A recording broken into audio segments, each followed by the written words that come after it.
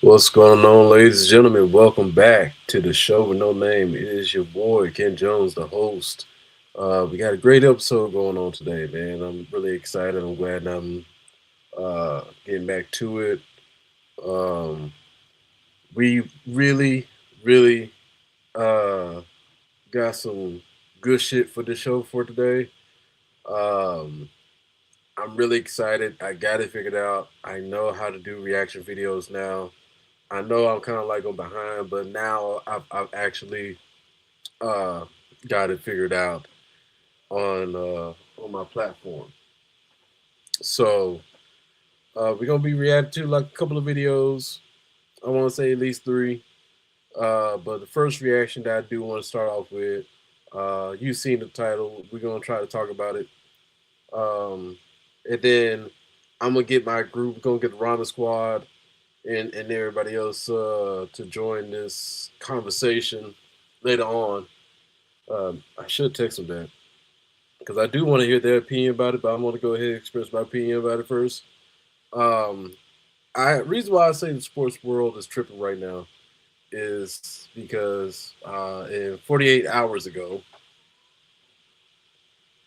yeah, about 48 hours ago, um, Bam Adebayo just scored 83 points, so he's the second highest player in NBA history to score the most points uh, in a single game.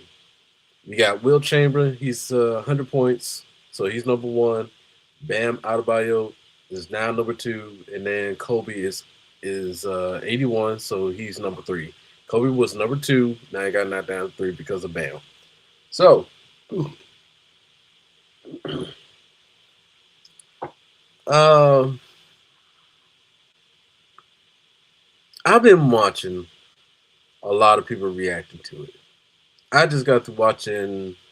It is what it is. Mason Cam and stuff. Uh, the arena reacted to it. Uh, Shout out to Jeff Teague show and them. And what's the name of these? What's the name of their podcast and everything? He's gonna come back to me. But yeah, I was reacting to Jeff Teague on what he said about it, and a couple of other people, like streamers, podcasts, talked about it as well too. Trying to get like an insight before I express my opinion and everything. Because when I first heard about it, I'm just gonna say it. When I first heard about it, I'm like, bro, what the fuck? You know, like Bam, 83 points, man, salute. Like I'm ecstatic. Bam is one of those players that I do enjoy watching. I hear a lot of great things about him. I think he's one of those players that is kind of underrated, don't get enough credit. But I think he's just one of those names that get looked under over. I mean, we got SGA, Anthony Edwards, Kevin Durant, Luca, um, Victor Wimbe, and Melo, and the names goes on and on. You know, of other players that's in the league that's kind of like overshadows Bam a little bit. Um, which I think Bam don't really care about it. Bam got some really good accolades. He played for the Olympics and everything, uh, and so forth. All right, and first of all, let me just get it out the way. Salute to Bam. All right, I'm happy. I am ecstatic on how superb how he played against the Wizards that night when there was no starters for the Heat team, so he had to be the one to hold it down and all that. All right. So here's my take on it over everybody else's what they're talking about right now. Okay. I hate that what I'm seeing and hearing, it seems to be more negative than to be outright joyous and happy for this player to reach 83 points in a single game. Everybody's like, for example, I just heard Kelly Oubre said his point of view was like, well, yeah, but what you call Joel Embiid just did 70 points in 3 quarters. Why is that relevant? Why you got to bring up Joel Embiid? I get that he's your teammate.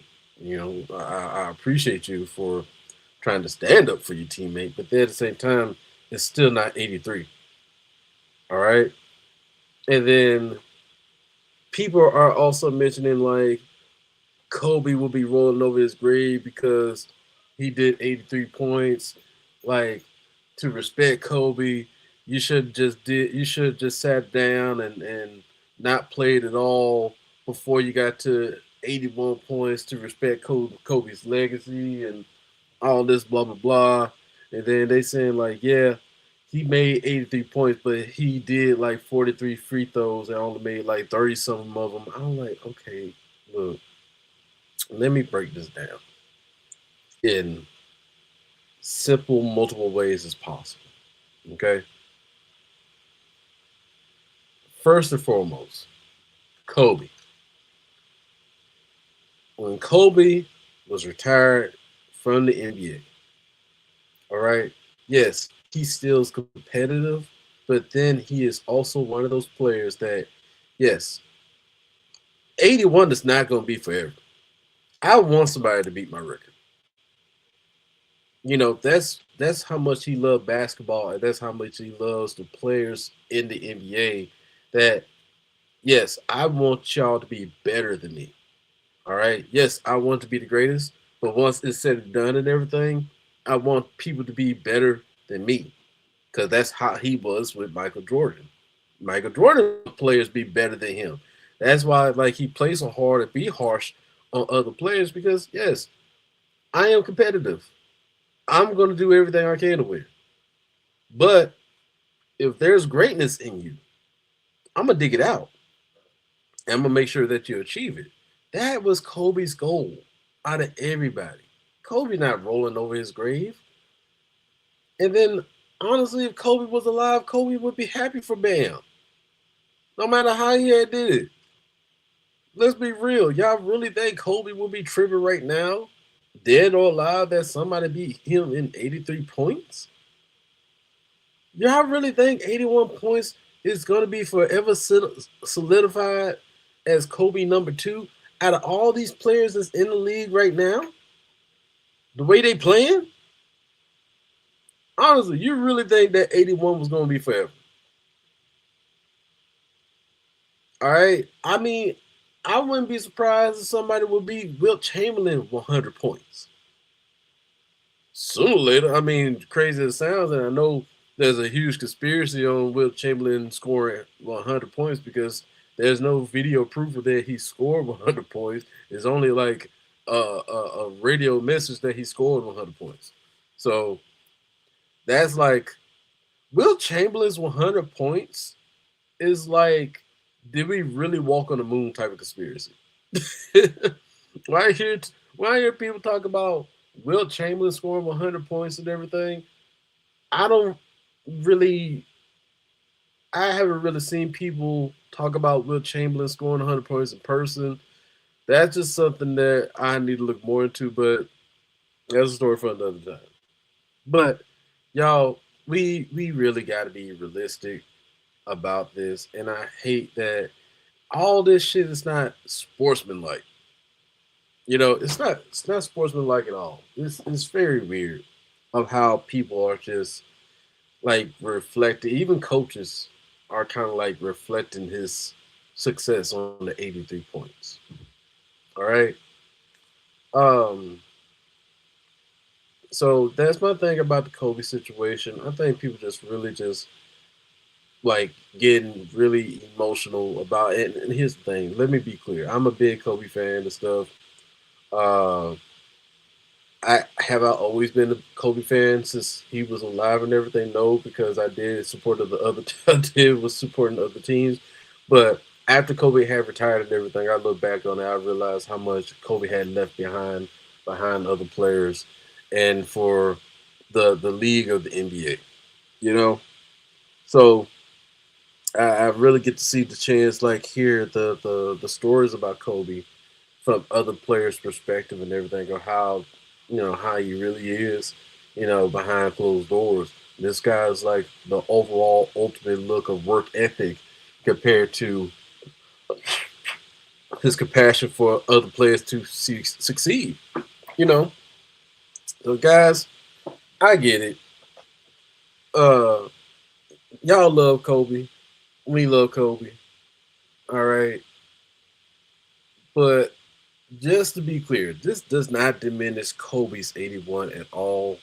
Even though he's number three now, this doesn't diminish Kobe at all. This does not disrespect Kobe at any point of time.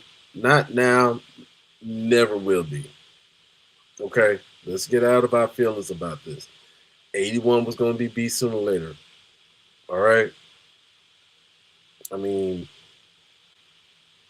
if anybody that was playing right now, they should do it for Kobe. They should do more 81 for the sake of Kobe. I mean, why not? I mean, ain't that's the goal is to be at least like or better than Kobe? Because the killer mentality from Michael Jordan to Kobe or anybody else who you want to count with a killer mentality, the key thing is to be better than the person before you or who you were going against. So, like, why are we tripping? Is that the point? And shout out to the coach. Shout out to the Heat coach, Miami coach. What's the thing? I'm forgetting names and everything right now. But shout out to him to let him keep playing. Like, bro, you cooking right now. Like, I'm not gonna take you out. Like, you keep going until it's done. Keep going till the motherfucking wheels fall off, sir. Who about to take you out of your success? I am not taking you out of your spotlight. And somebody was saying Nick Young talking about like, man, what Pat Riley? Yeah, Pat Riley would have took him out. Pat Riley wouldn't took that boy out. This is his team and his reputation and everything. Pat Riley would have never to have the highest league. Not only that, I have the player to achieve the highest franchise points on my league, and then you the highest player, you're the second highest player to do that on my team. Man, I'm letting rock out, please,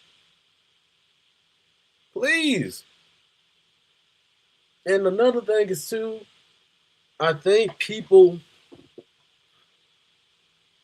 I think people are more upset for the fact that it wasn't LeBron, it wasn't Curry, it wasn't Kevin Durant, it wasn't Luka. I think just the fact of how underrated Bam is, how underrated he is, that's what made people more pissed off because it wasn't the face of the player. It's not the exact face of the NBA of who they were looking forward to score that 83 points.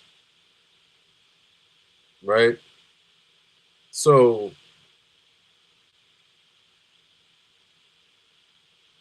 if that's the case, then be honest. And I think a lot of people not being honest about it. To be real with you, I think people are not being transparent on how they really feel.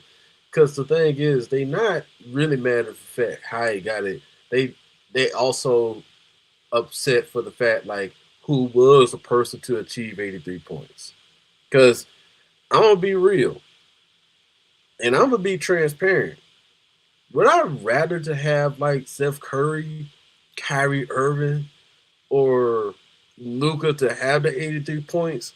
Honestly, yes, because I am a big fan of those players. Wemby, uh, shit, we can name whoever. You know, if I put on 2K right now and everything, I'll probably like make sure I do everything I can uh, for like Kawhi Leonard or LeBron James to have 83 points if I wanted to, because that's how I want my player to go down in history. But like I said, that's a video game. All right. But in real life, that just didn't happen. So we just have to accept for the player to who reached this level of success. Hey, somebody had to do it. And then let's just say this. Yeah, we can say about like, man, it was the Wizards, so whoop de whoop. It wasn't against the Thunder, it wasn't against Boston, it wasn't all this blah blah blah blah. Okay, look, if you want to go that way, Kobe scored 81 on the Toronto Raptors, which it was just a decent team. They had Jalen Rose in them, like, and no disrespect to Jalen Rose and stuff, but they play defense and play offense wasn't that much to be talked about. If you want to be real,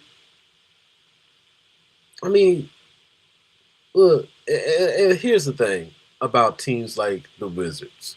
All right, I get times, I get, I guess times are a little bit different. I'm gonna say some players were the same way back in the day.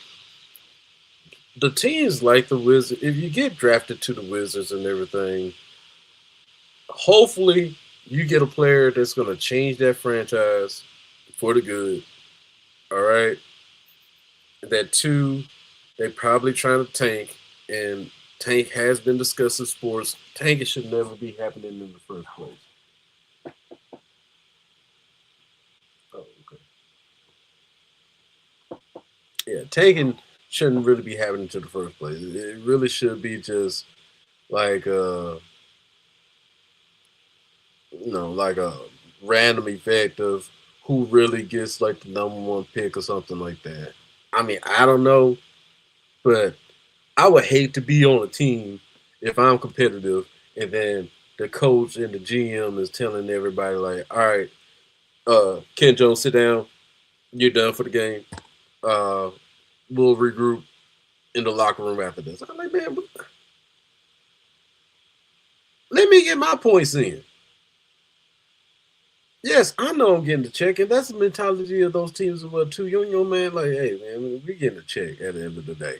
Okay, cool, but I I want my name to stand for something on this team.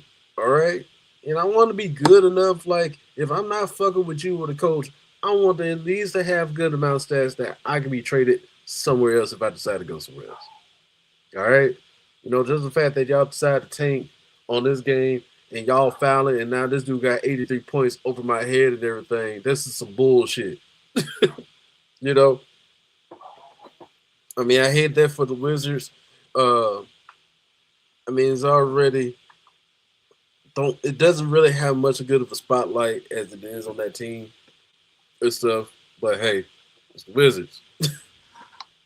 Uh, and anything, and like I said, if the Wizards sucked that bad, any team had that opportunity to drop 83. If you think about it, now just lucky enough to do it. I guess. And here's the thing: we're gonna watch this highlights. We're gonna watch this highlights once I get through with my rant on the 83-point situation. All right. Um, and then what's pissing me off is the fact that oh, well, it's just mostly free throws and all that stuff. Like, I respect like how he was scoring, like he was going crazy and everything. But then at the same time, like he most of the time it was just free throws. Okay, let me ask y'all this. Let me ask y'all this. Do we not practice free throws? Let's be real with each other. Like, if we were to go to the gym, are we not practicing our free throws? Are we just running alley oops? Are we dunking, rebounding, passing? Okay, cool. Shooting threes off the logo. Yeah, that's cool too. But does free throws not count in the basketball game? Because here's the thing: if it was clutch moments, oh, my cat's back there fighting in the background. Can y'all take that out the room, please? DG, I know you just got in the room. Nimbus, You hear me, boy?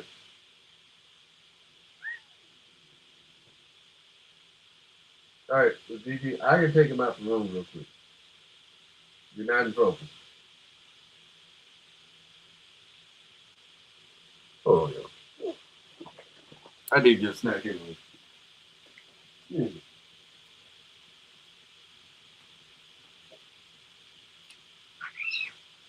A birthday.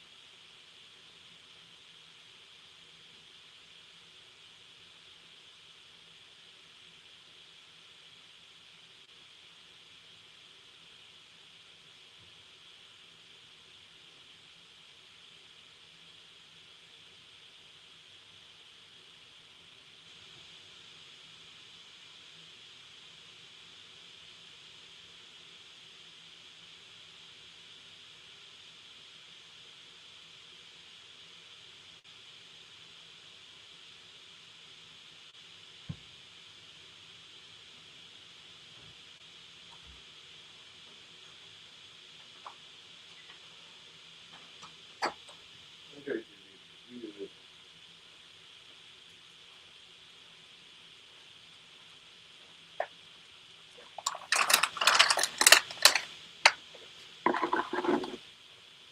Oh shit.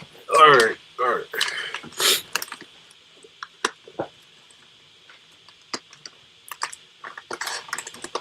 Oh no, he ain't going back outside. Just let his ass back in. Anyway,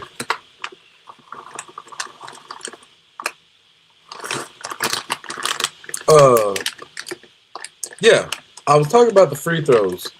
Like I said, free throws has to count because, like I said, we practice for him to make them count.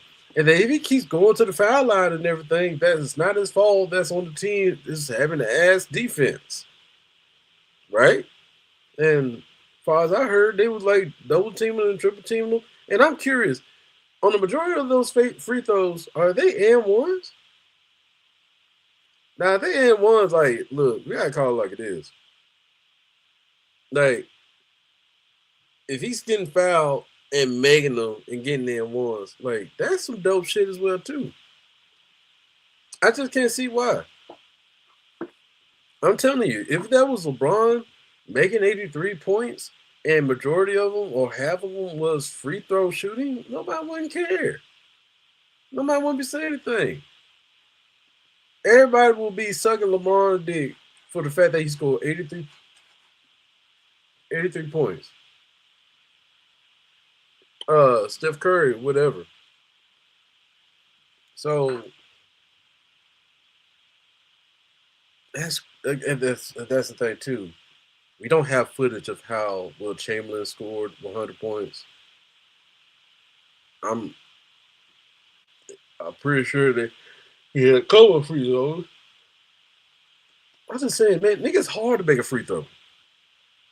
It's not easy to make a free throw, especially consistently. Me, when I go to the gym, I practice my dribbling drills. I do. I practice my dribbles, crossovers, and everything. I practice my 3-point shot, mid ranges, and then I always make the time to practice my free throws. Because if you go against people that let you shoot your free throw, if you get fouled and you need that point to win, you need to make your free throws. I'm saying I don't understand why everybody tripping like, well, it's just a point is a point. If Kelly Oubre scored 83 points And he did them free throws the same thing as well too. Or any of those players in the NBA, they would not be saying they will be ecstatic. They'll be talking that shit like, "Well, I scored at the three." Okay, and everybody excuse me like it was having the free throws. It was against the Wizards, and everybody was tired. Look, y'all, if it was that simple against this team or whatever situation it may be, how come they didn't do it and you didn't do it? If it's that simple, then y'all should have been done this. Don't get mad at me for making my 83 points. Giving my credit what I deserve. All right. Now, if y'all wouldn't been trying to do load management, all right, sitting on your ass or whatever bullshit that it may be, then it wouldn't been a problem to you. Y'all decided to do load management. You decided to sit down for this game. You decided not to worry about it. That's a problem too. Sometimes these players will go into these games going against like the Wizard or the Orlando Magic, whatever team that got one of the worst records. All right, like players don't feel like it's not really a factor for them to play, so they're gonna sit out for that game. All right, I bet you won't sit out no more. I bet you get your ass up and go get some Wizards now. I bet you go against Orlando. I bet you get your ass up and go against New Orleans or whatever team that got one of the worst record. Shit, stop fucking around. And that's what I'm saying. Like watching these sports shows and stuff, I'm like, man, the way I played, I would have been got 81. Shout out to Rashad McCants. Yeah. Oh man, I should have had downloaded that clip. I should have downloaded that clip. But yeah, that Rashad McCants. I don't understand what's his point on that show. Uh, or any sports show. I just don't understand. But I watched something yesterday about the history of ESPN. Like only way the best way to have anybody engaging on your sports show, you have to rage bait, and that's crazy to me. Like you cannot say anything positive. You have to be that one person. You have to have a villain. You have to have somebody to say something um, that's going to always have hot takes. I could not be that person. I can't. I I'm one of those people that I look at different perspectives. I like to look at it from different point of views, but the best as I can. All right. Try to give a bit of a doubt. Look at it, devil advocate, whatever you want to call it. I do the best I can to be reasonable and then respectful and then more positive. Like, bam, we gotta be like more positive in this situation because if it was you that scored 83 points, like, would you be saying the same thing about yourself to what you're saying to Bam right now? Or would you be sharing with your teammates, sharing with your family, you know, appreciate the ones who appreciate you for your hard work and talk your shit? That's what I don't understand. It's like it's just it's like really, really like pissing me off in a way. Anyway, that's my take on it. We're gonna watch the highlight. We're gonna watch the highlight of him real quick. I don't know what's the best screen layout for this.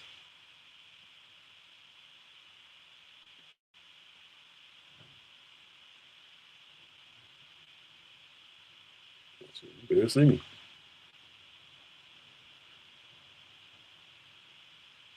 It's something like crazy out here. Mitchell against Carrington. To the paint. Good reach in by Saul. Now Bam takes advantage. Euro steps in for the flip. The third Wizards turnover here in the first quarter. Larson. Nice pass for Garden.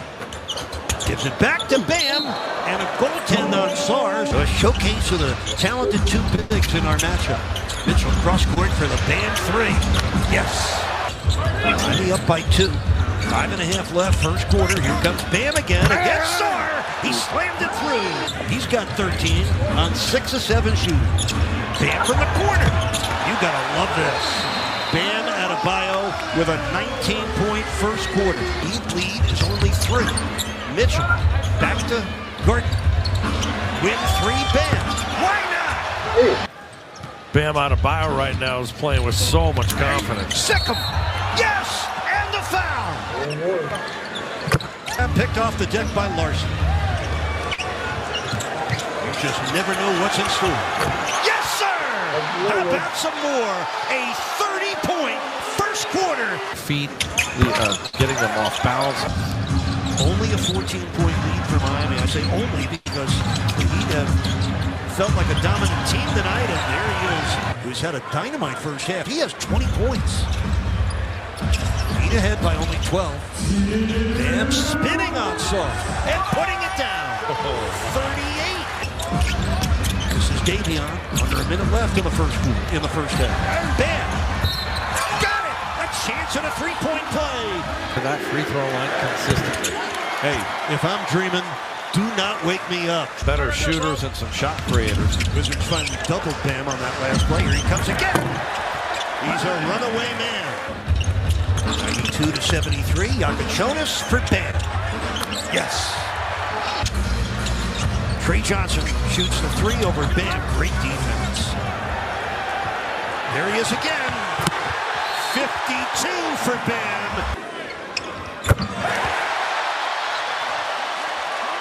Seconds left in the third. Bam double. And he throws it away that time. Oh, Drew Smith stole it. There it is. A new Heat record. 62 for Bam Adebayo. Asia, we love it too.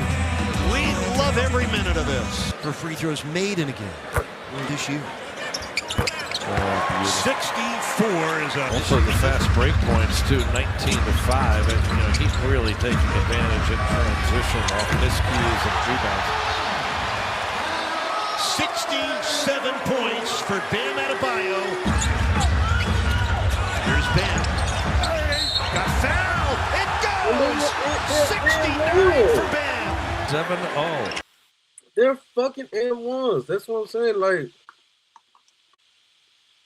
I can understand that he's just going up to the rim and just getting straight fouls. They're not making shots. He's getting and-ones. It's the 16th time in NBA history, the 16th time in NBA history, a player has scored 70 points in a game. As he can, and halfway through the fourth. 72 points for Bam.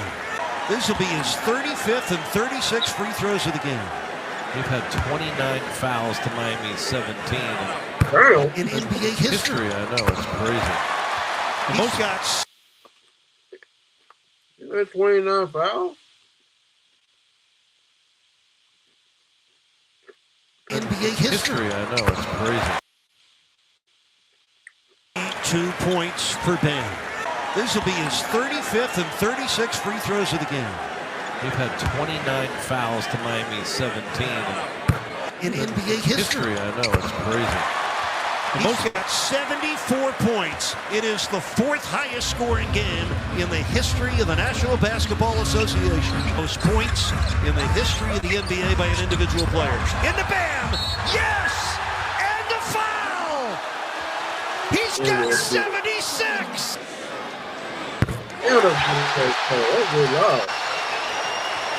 80 points. You will remember this game for the rest of your lives.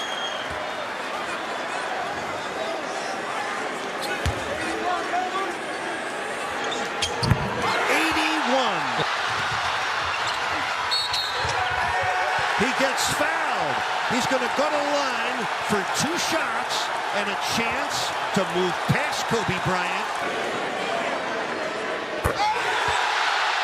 82 points. Mama, we feel your joy. The second highest scoring game in NBA history, second only to Wilt Chamberlain's 100-point game in Hershey, Pennsylvania against the New York Knicks when he was playing for Philadelphia.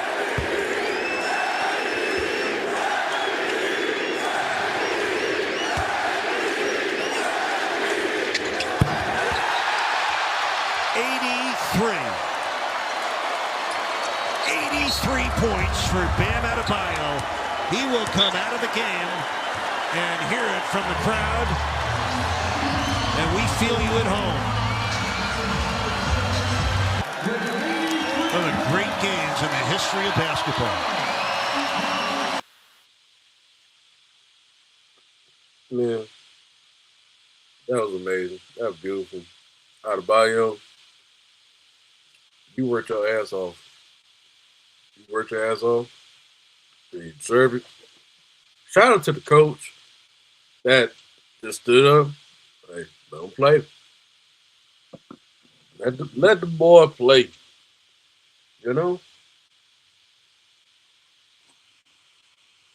I don't see nothing. I don't really see. I know they just highlights. I don't see the missed field goals. I get it. I don't see the missed free throws. I don't see the missed shot attempt. I get it. But fuck, you gotta shoot. You gotta shoot.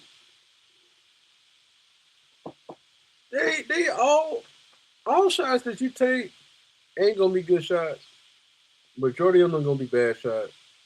But one thing to take out of this, that did not discredit his ability to score 83 points. It did not slow him down.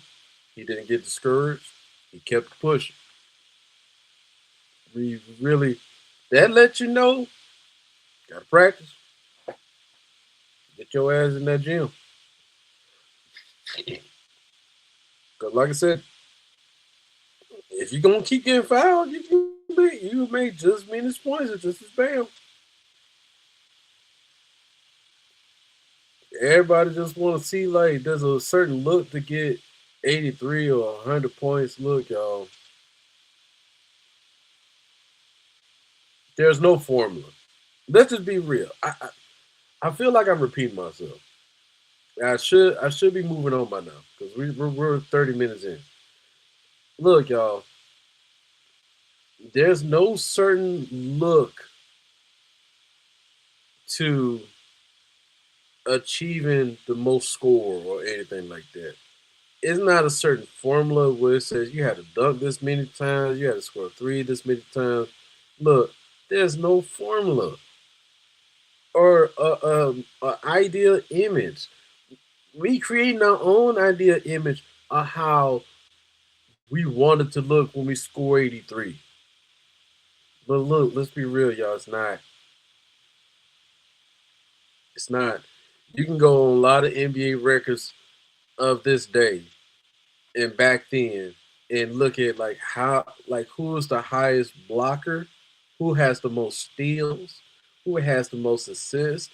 You can go on and on. And I'm telling you, they ain't gonna look like the way you want to see it because the person who has like the most, especially per game, and I be looking at those records on 2K. Those records are insane. And those records was based off like in the 90s, 70s, and the 80s, whatever you want to call it. All right? Like, your favorite center don't even have the most blocks per game or per season of how you want to look at it. Or the most steals. Like, we got to look at the bigger picture, and we got to be honest with ourselves. That's the way I see it. I don't think people are being honest with themselves. And then 3, people need to stop capping for views. You need to stop the capping to get people to boost your algorithm. All right? That's not cool. This is not cool. All right? There's no need to be rage baiting. That boy worked hard to get those 83 points. His girl happy, mom and them happy. I mean, the staff, the organization is definitely thrilled. Bam, I'm gonna say God bless you. I'm praying for you. May you keep putting it on their ass on any other team. All right. And I bet I am curious what the next basketball game is going to be like. I wonder if anybody out there, they're going to be hooping their ass off. They're going to try to copy or do better than Bam. You probably going to see a lot of selfish motherfuckers of like trying to be Kobe, try to play Kobe ball from now on. Anyway, let's move on. I got a clip of this young man. I forgot his name, but I heard about him for the first time at Diamond Gym. The youngest 18-year-old or the youngest, most athletic 18-year-old, something like that, stepped foot in the Diamond Gym. And he does have a great physique. And it's one of the physiques that I wish I had back in the day and still now to this day. Julian Fitzgerald, that's his name. And I came across a video that he was working out with Larry Wheels. Shout out to Larry. You know, Larry Wheels he's a legend in the gym.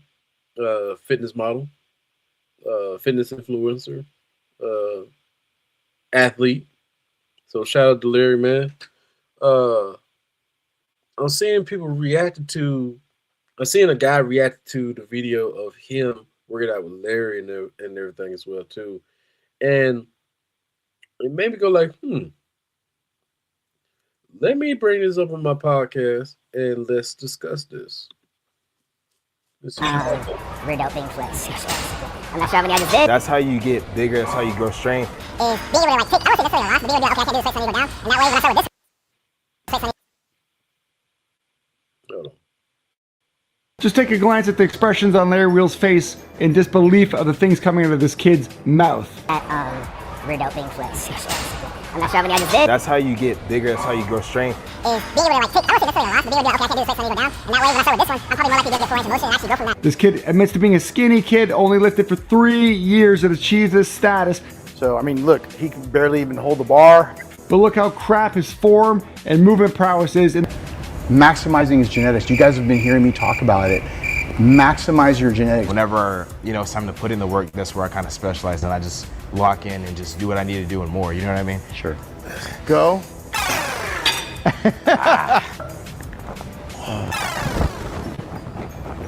That's 5. Lock in and just do what I need to do and more. 2 more. Oh, okay. Again. Come on.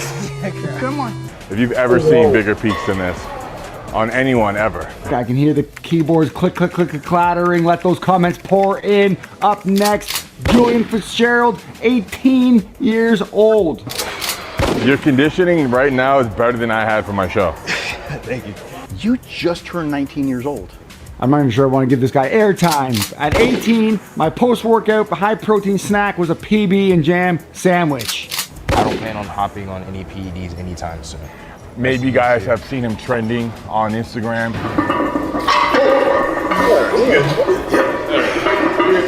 And even his lack of knowledge on the own weights that he uses. Damn, what? What happened? Well, maybe too. All right. Any PEDs anytime soon. Maybe you guys have seen him trending on Instagram.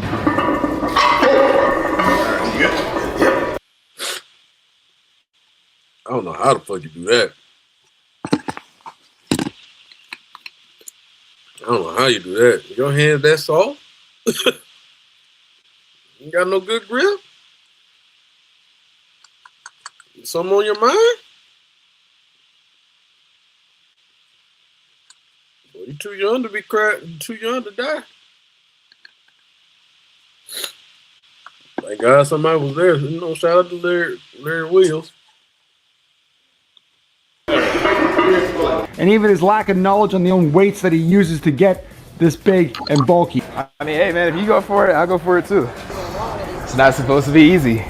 Yeah, nah. You don't think so? Okay, totally is not adding up. Let's use Larry Wheels as our steroid punching bag, being totally open about it, and size this kid up next to him. Okay, look at that size with 3 years lifting experience. Very, very fishy. What do you guys think at home? All right. Hell yeah. Perfect. Nothing too heavy, but just heavy enough to give you that pump. Right now, how's that shoulder pump? It's great, actually. It feels nice. Good. I don't think I've had one of these in a while, actually. Okay. And I looked at the comments and everything as well too. Seemed like a lot of people are not convinced that his body is natural.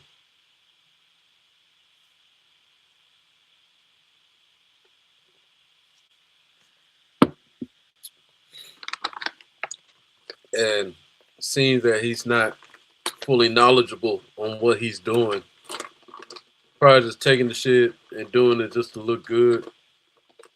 And I seen, and I'm curious too. Now, did he start working out with Larry after the Diamond Gym or before? The reason why I'm questioning that is because, dude, you just got through working out at Diamond Gym. Your mentality should have switched by now. Ain't no way that you're failing your sets like that. Because I'm telling you, anybody that worked at Diamond Gym, anybody that worked out at Diamond Gym with Unc and Hattie, shout out to Unc and Hattie, by the way.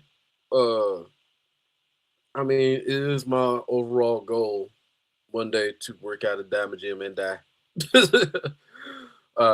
It is what it is. I accept it. There's no way out there I'm gonna come out alive and everything. But I do want to overall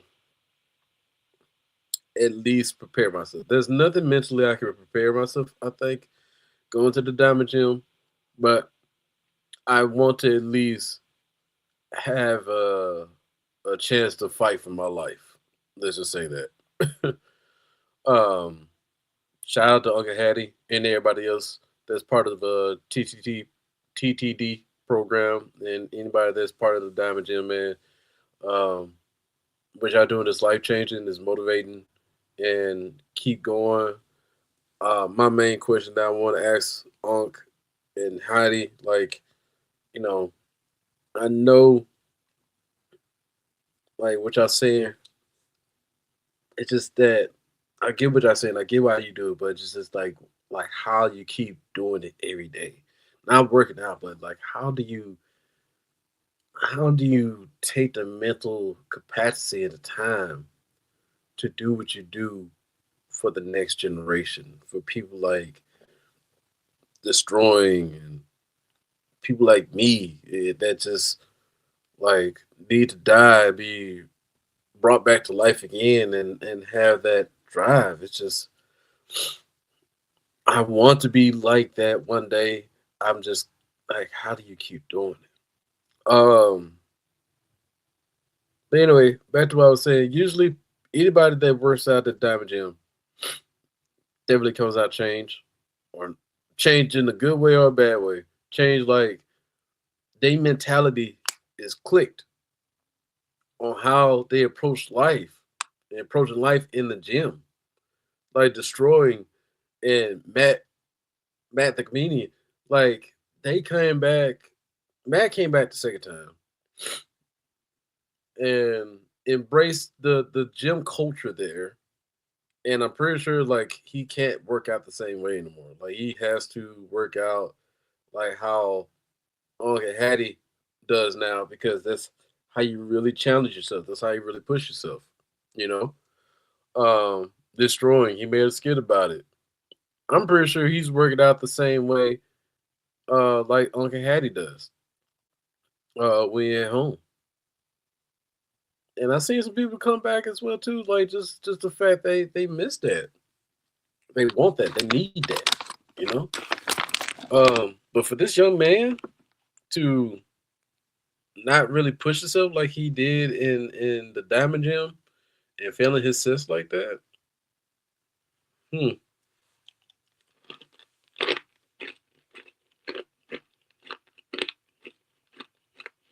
Oh no. No. Let's move on. Oh. So I've been meaning to react to this guy's videos called Chat History. His channel called Chat History. And he talks about a lot of historical stuff in a funny way. And I've been meaning for a long time to react to his videos. Yeah, I've not seen this one yet. I just downloaded it.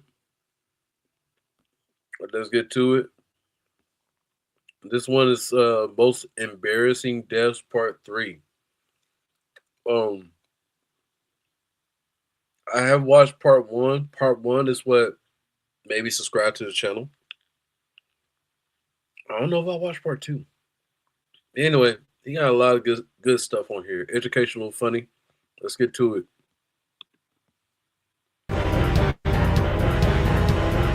This noble set of Let's get to it. Let's do this right.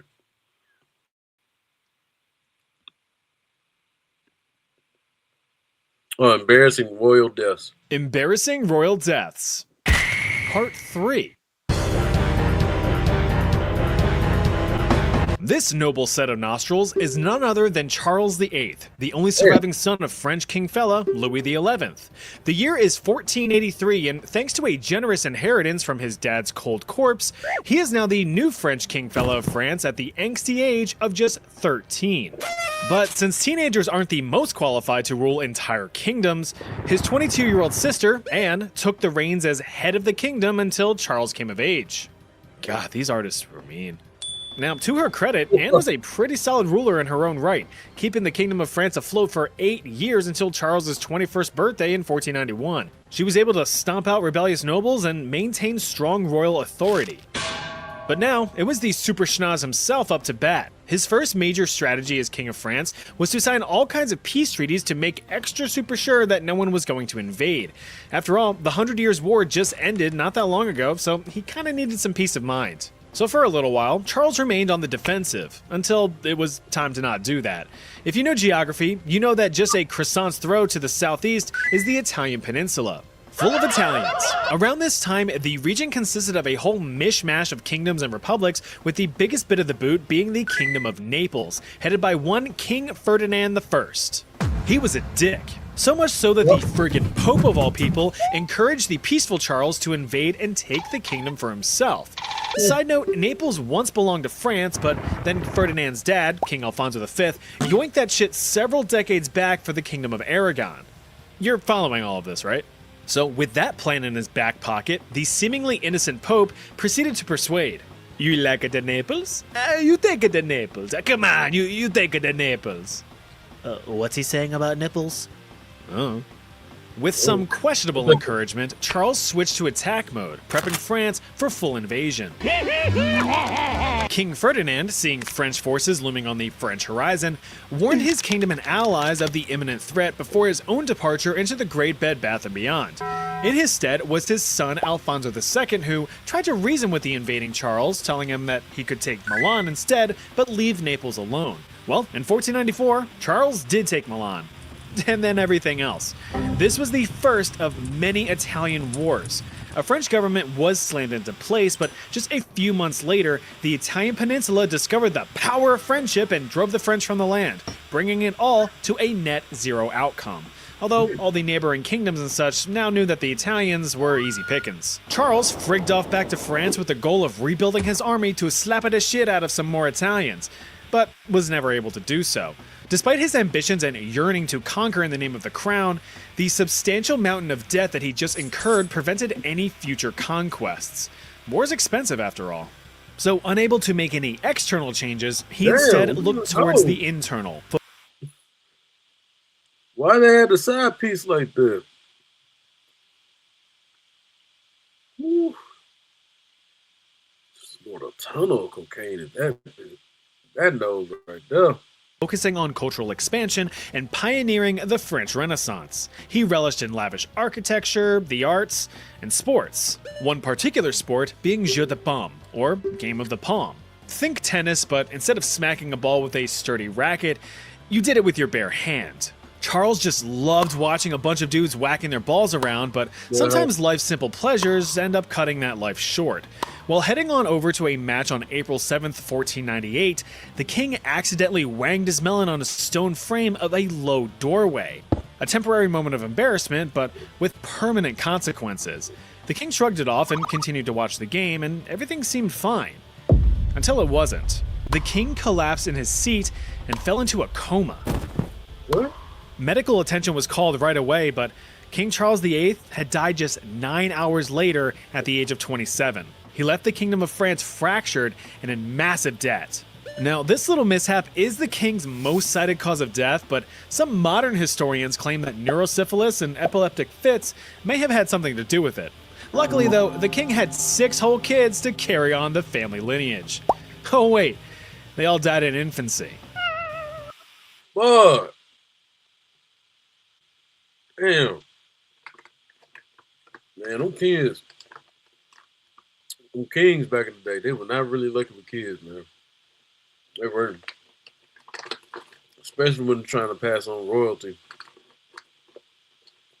They end up having like a bastard child, but when they're trying to have a child with the main wife, it just doesn't work out. But so that means he banged his head. It says neurosyphilis. So neurosyphilis is like syphilis in the brain, basically. It's, I guess in a way you could say it's like sexually transmitted and stuff. Because it can be an interesting case. Like on the Pit. Shout out to the Pit. All right. Just learned a lot about neurosyphilis on this medical show called The Pit on HBO Max. Season 1, we're in season 2. Oh shit, season 2, new episode comes out today. The Pit is fucking amazing. Anyway, there was an episode, spoilers by the way, spoiler 1, spoilers. Wait, was this The Pit? It wasn't The Pit. No, I take that back. This was a different medical show. I don't know the name of it. I was watching it at my fiance's mom's house. Basically, my mother-in-law. Because I was over there doing clothes, and I was applying for jobs, and she loves medical shows, so she was watching it. And then this old lady in there getting treated. I don't know how she ended up in there, but she's like in her 70s and she's like living the single life to the fullest. Like she's starting to enjoy having sex more than she was younger, you know? And so the doctors and the nurses was like, hey, that's crazy because, you know, she got grandkids and everything. And, you know, her son doesn't approve of her behavior and all this other stuff. But everybody's like, well, we on the side for her to have fun before she kicks the bucket. She's 70. She should live the life how she wants to live it. Right?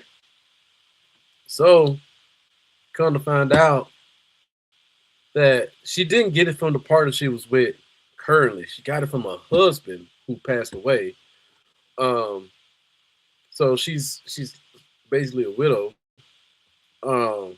But her former husband had cheated back in the day and passed on the syphilis to her, then turned into like a neural syphilis in a way, where it got in her brain, and now like the neural syphilis can make you hyper sexually active in a way.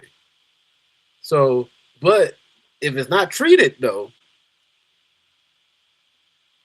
it has some really bad downfalls. It can lead to death, definitely. So, seems like for him that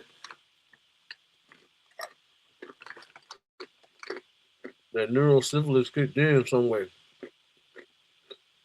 or yeah, epilepsy, which is kind of weird.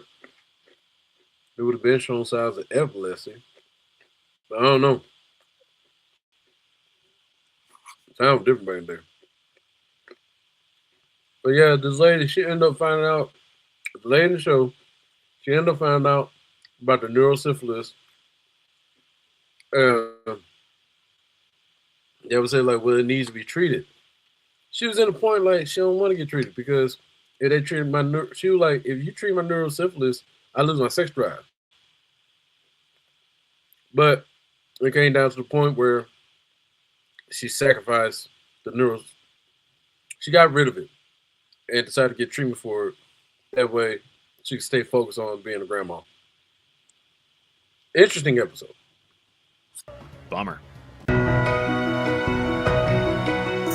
Little is really known about Duke Qing of Qin, with limited surviving knowledge of his existence being written in ancient Chinese texts, mainly the famous Zhuochuan, which discusses many ancient Chinese historical figures in the context of moral teachings and symbolism. Well, this poor Duke got the short end of the stick with his life lesson. What we do know about dear old Qing was that he was a prominent ruler in the state of Qin during the Eastern Zhou dynasty, somewhere towards the beginning of the 6th century BC. He was regarded as a strong and wise military ruler, having brought peace and cooperation amongst the 6 clans within his own state.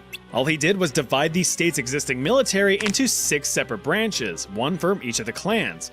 This kept them happy and loyal, eager to share wisdom and advice on any domestic and foreign affairs to maintain peace. Keep your subjects happy and they won't try to rebel and kill you. Even though he was a man of domestic peace and prosperity, this didn't mean that he couldn't export a few strategic ass whoopings. His strong military coalition allowed the state of Qin to lay some major smackdowns on neighboring warring states during his reign, asserting dominance within the region.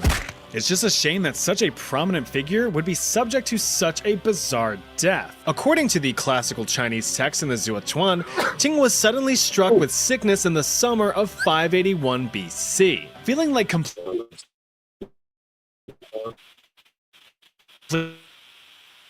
notice, and it wasn't good.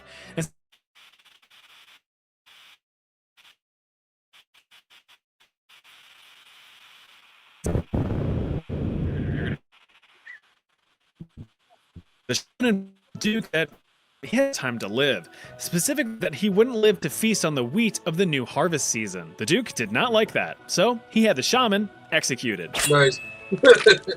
As a bit of a fuck you, Qing had some farmers reap an unripe crop of wheat and mash it into flour to make a debatably delicious low-poly cake. Horrible idea. The quote-unquote cake only exacerbated his symptoms, leading to frequent tummy troubles.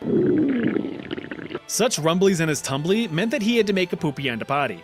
So, scrambling to the nearest possible shitter, the Duke slammed his cheeks down to make a Duke of his own. But the slamming of the cheeks was apparently overly aggressive as he fell right through the seat and into the cesspit below. Already in a weakened state due to illness, Qing was quickly overwhelmed by the rotting slop and drowned in the waste.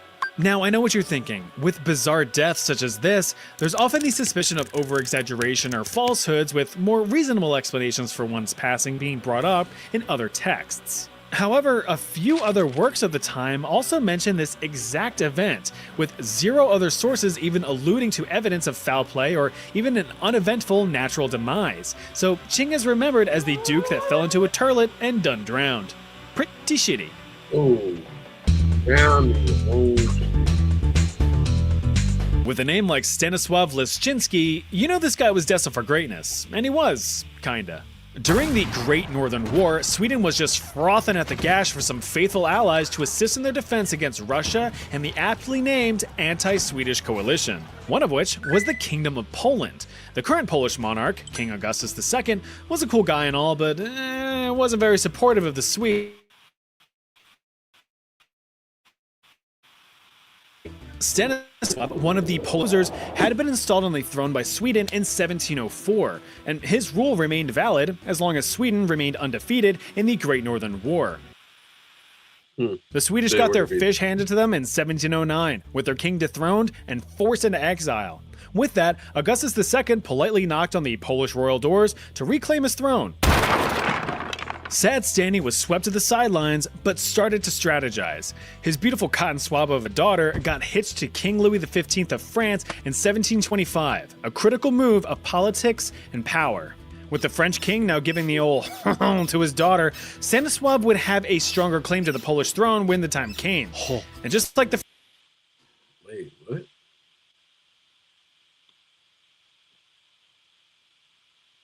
Augustus II politely knocked on the Polish royal doors to reclaim his throne.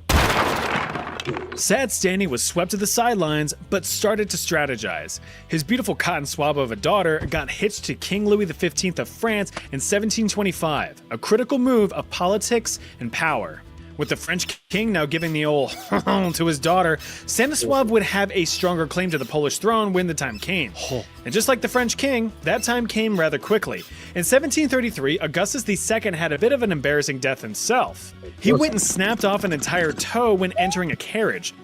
The wound got infected, which, in pre-modern medical terms, means death. Now, you would think that the throne would be passed down to Augustus' son, right? Wrong. The Polish king unfortunately never made the throne a hereditary inheritance, which was a grave mistake. Instead, the throne was formally up for grabs through a royal election. The winner, of course, was none other than Stanislav Leszczynski, so he was made king. Again. However, Russia, the winner of the whole Great Northern War thing, objected, demanding that the throne be rightfully passed to Augustus' son. Thus, a new war began, the War of the Polish Succession. French and Russian forces proceeded to blow each other to bits in Austria over who should be the rightful Polish king. 2 years and 88,000 deaths later, the two agreed on a ceasefire and Stan was forced to surrender the throne. But in my opinion, he made out on the deal. He had to give up his kingship, sure, but he was made Duke of the territories of Lorraine and Bar, living a wealthy and peaceful life in the comfy, cozy countryside, actively ruling the territories and writing philosophy in his spare time. But during one of his relaxing evenings of spitting poetic flames onto parchment in 1766, tragedy struck.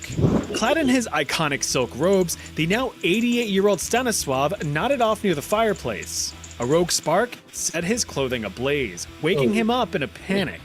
The fire seared the old man's already withering flesh, resulting in devastating burns. Luckily, nearby servants rushed in and were able to extinguish the flames, but it was too late. Upon examination by his close friend and personal physician, Stanislav suffered severe burns to the left side of his body. His hand was completely burned to the bone. Being a bit of a big boy, Stanislav's stomach was burned as far as 8 centimeters or just over 3 inches under the skin. Over the next 2 weeks, the ex-monarch was slathered in all kinds of lotions and potions, and he seemed to be on the up and up. But then, of course, came the infection. By the 13th day of treatment, the skin on his hand had slid right off, revealing gangrenous sores. He was covered in oozing, festering, and excruciatingly painful wounds. Medical practitioners did anything and everything in their knowledge and power, but the pain and suffering was just too great. Unable to bear even the slightest movement, Stanislav was transferred to his armchair where he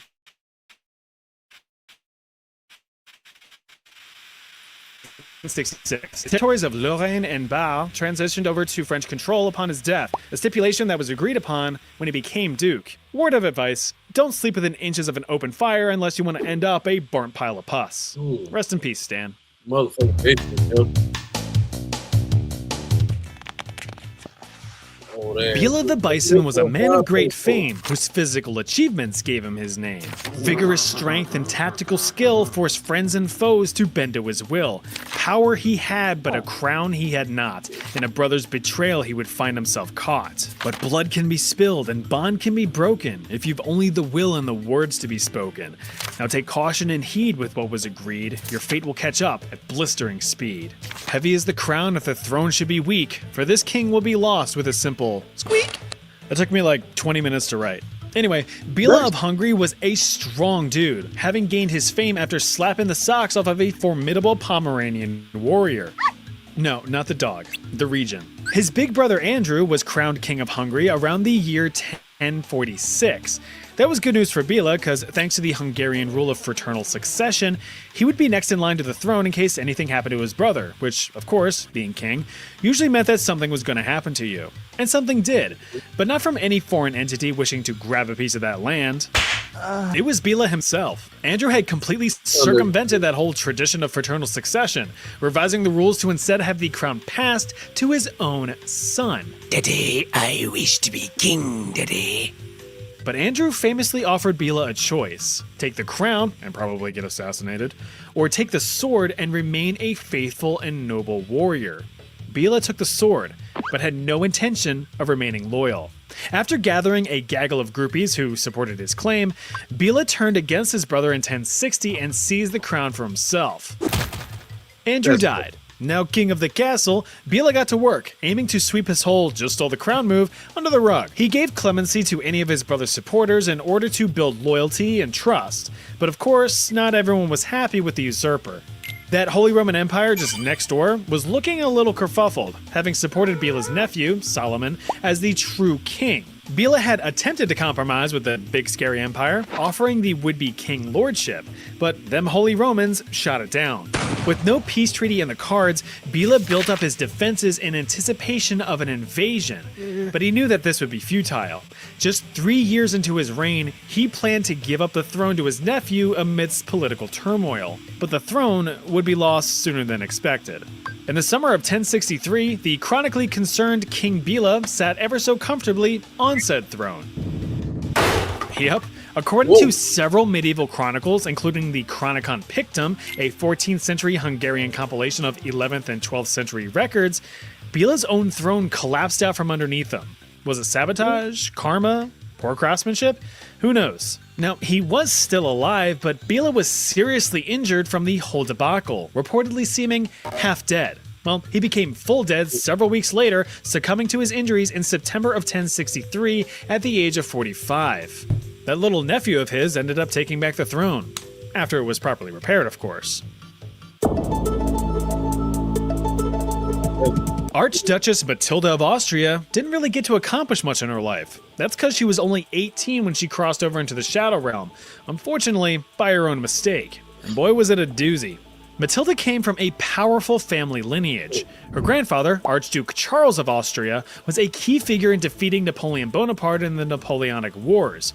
Her great-grandfather, Leopold II, was the brother of Marie Antoinette and the penultimate emperor of the Holy Roman Empire. So she had some huge shoes to fill. Now, unfortunately for Matilda and most noble women throughout history, this usually meant that you were just going to be married off to someone powerful for political gain, which was the case. Matilda was to be betrothed to the Crown Prince of Italy in an attempt to turn down the temperature on some heated relationships between Italy and the newly formed Austria-Hungary, because marriage always helps fix bad relationships. However, these marital celebrations would never come to be. You see, young Matilda was a woman of habit. A bad habit.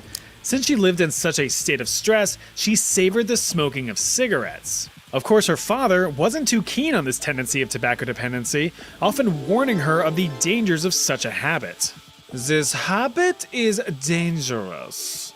He also warned her of the many health risks. There are many health risks.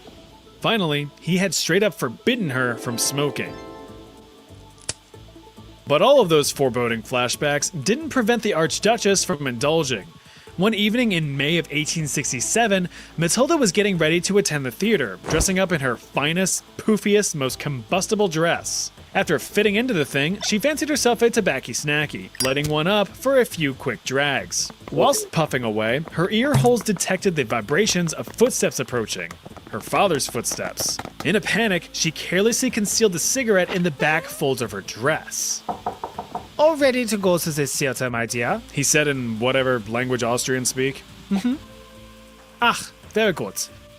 You aren't smoking in here, are you? Nein. Oh, shit.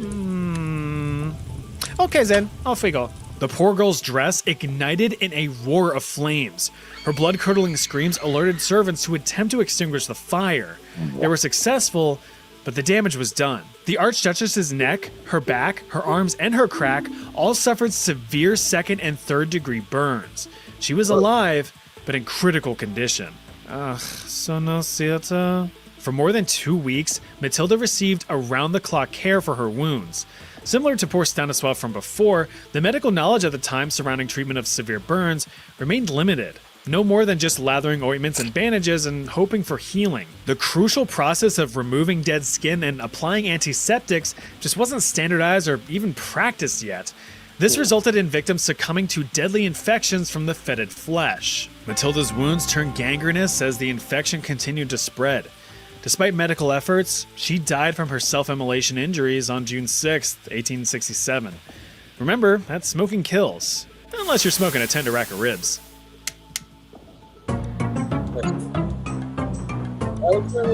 The majority of Alexander's life was nothing short of chaotic, and it was in no small part thanks to the events surrounding World War I.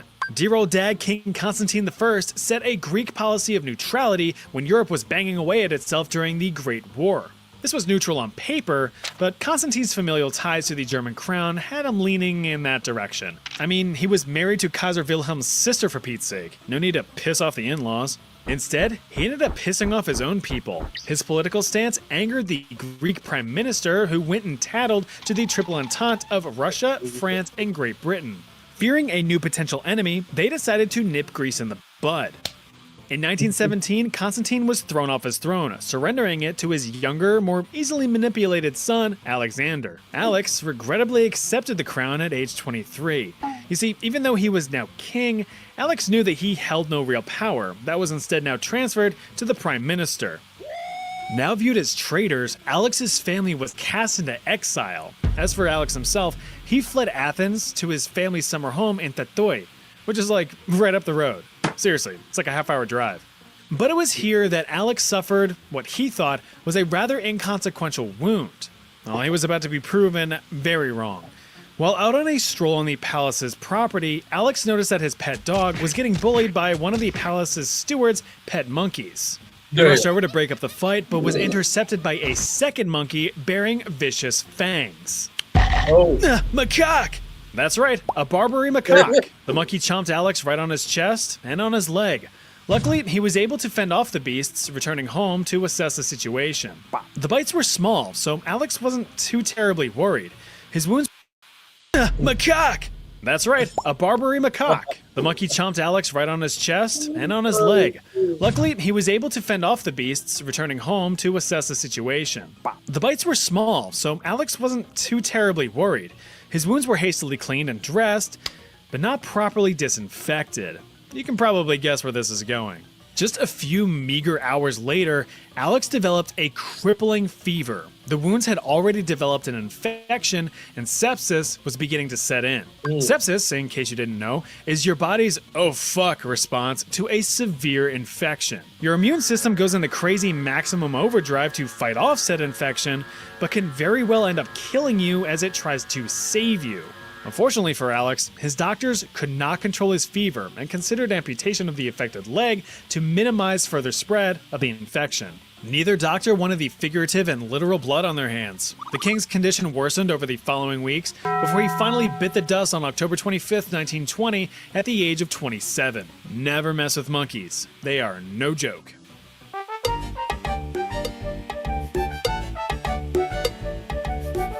Alright, y'all. Motherfucker got killed by a monkey. By whatever it is, I'm not saying it. Alright. that concludes today's episode. That's all the clips I have right now for reactions. Thank y'all for watching. I hope y'all had a good time. Hope y'all enjoyed it. I sure enjoyed it. I got sleepy towards the end, so I'm about to take me a quick nap right now. And I hope everything I said made sense about Bam. If you have anything that you want to discuss or talk about next episode, or anything that happened on live stream, make sure you like and subscribe, share this content, and comment on this content. Let me know what your thoughts are. I appreciate y'all. Y'all be safe, stay prayed up. A lot of crazy things going on in the world right now, but as long as you have God within your life, you said Jesus Christ is your Lord and Savior, everything gonna be all right. Okay? Because I sure did. Y'all have a good one.